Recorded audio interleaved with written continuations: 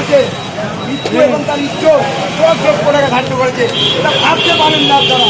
তাই আমি ছাড়া ভারতীয় জনতা পার্টি পশ্চিমবাংলায় কি ভাবছে না?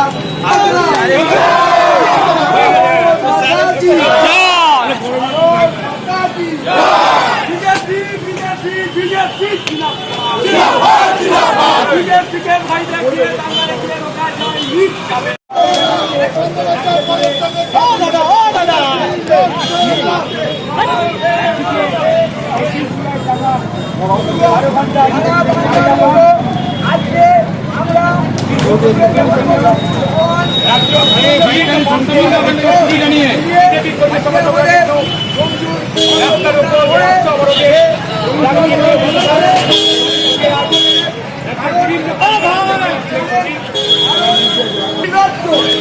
আমরা ভাবতে পারি না একজন মহিলা এখন নিরজ্জ মুখ্যমন্ত্রী, যিনি আর্থিকরের রেপটাকে সম্পূর্ণ ঘুরিয়ে দেওয়ার জন্য আগামী পরশুদিন রাত্রিবেলা আবার ভাঙচুর করেছে,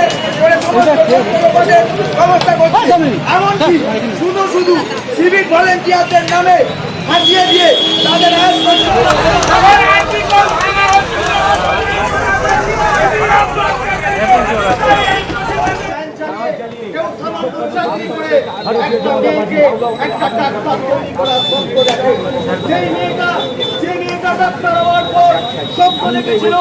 অনেক মানুষের জীবনকে বাঁচাবে, সেই নেতা সেই নেতা স্বপ্ন দেখেছিল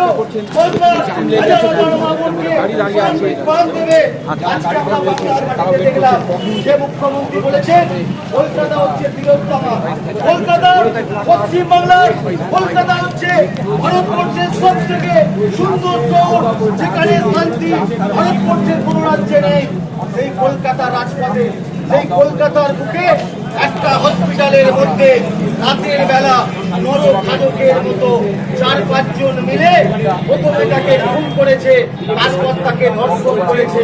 বাংলায় বিচারের বাণী নীরবে দেখতে লাগছে। এটা বিজেপির আন্দোলন নয়, এটা কোনো দলের আন্দোলন নয়।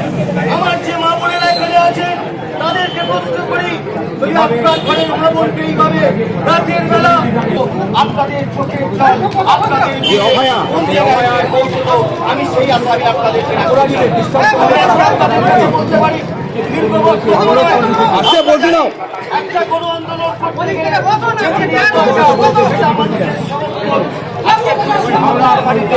হাজার হাজার মা বোন, হাজার হাজার লাখো লাখো মানুষ তারা আজকে রাজপথে নেমেছে।